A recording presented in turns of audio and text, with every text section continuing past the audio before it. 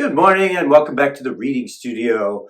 I'm Mr. LP, read-aloud specialist, and I've got 2 days of these great books that I used to read to my second grade classes when I was teaching, and it's called Little Whistle. Cynthia Rylant created this little character that comes to life in the back of a toy store. So for today, I've got Little Whistle, and tomorrow, if you tune in again, I'll have Little Whistle's Christmas. So let's get reading. Little Whistle by Cynthia Rylant. Illustrated by Tim Bowers. Take a look at the toy shop where Little Whistle lives. Look at the picture. Little Whistle was the only live thing in Toy Town. He lived in a small cage at the back of the store.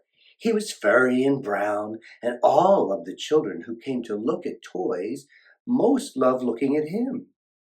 But Little Whistle was always sleeping, so he did not look back. Each night when Toy Town closed, and the shades were drawn, and all the children gone, Little Whistle woke up. Then he climbed out of his cage, put on his blue pea coat, and began a new adventure.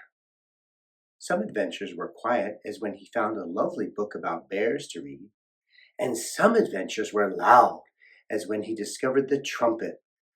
But whenever Little Whistle was awake, something was going on.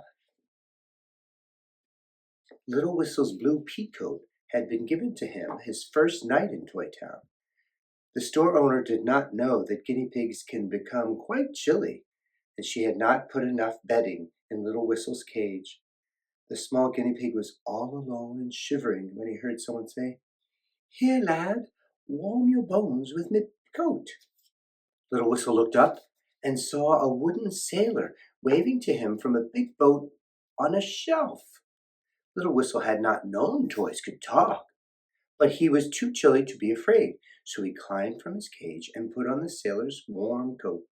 Little Whistle talked with the sailor all night long about the sea and the fog and gulls and full moons over the waves. When morning came, it was nearly time for the shades to go up and the store to open. Little Whistle went back to his cage. He tucked the pea coat inside a hollow log, for the sailor said he might keep it a while. Then he went to sleep.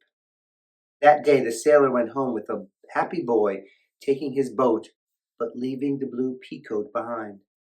Little Whistle planned to return the coat as soon as he saw the sailor again.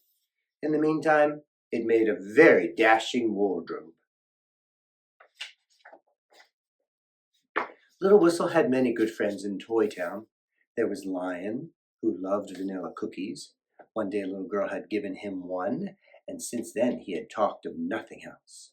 There was Rabbit, who always wanted to run, and when the store was closed, she did. There was Bear, who liked hats, Violet, a little china doll who sang, and many more, depending on who had been sold, of course. None of the toys were real, but this did not mean the toys could not eat vanilla cookies, or run, or sing, or like hats. Most toys will do these things once the shades are drawn. Each night Little Whistle visited all of his friends. If the store was especially chilly, he borrowed a hat from Bear. The store was quite large, so some nights Little Whistle took the train from one end to the other, and some nights he just walked. There was always a tea party going on somewhere, or a game of checkers. Babies were being read to. Soldier especially liked to read, and sometimes had several babies all around him. Toy Town was the sweetest and kindest place in the world for a small guinea pig to live. Little Whistle loved the store and his friends, and he did not mind when someone was sold. Toys loved being sold to children who cared for them. Little Whistle knew this and understood. But he also knew that he would never be sold, and this pleased him, for he felt there was no better home in the world for him than Toy Town. With quiet contentment. Little Whistle tucked the warm blue peacoat inside his log each morning and curled into sleep, waiting for the night, waiting for the shades to be drawn.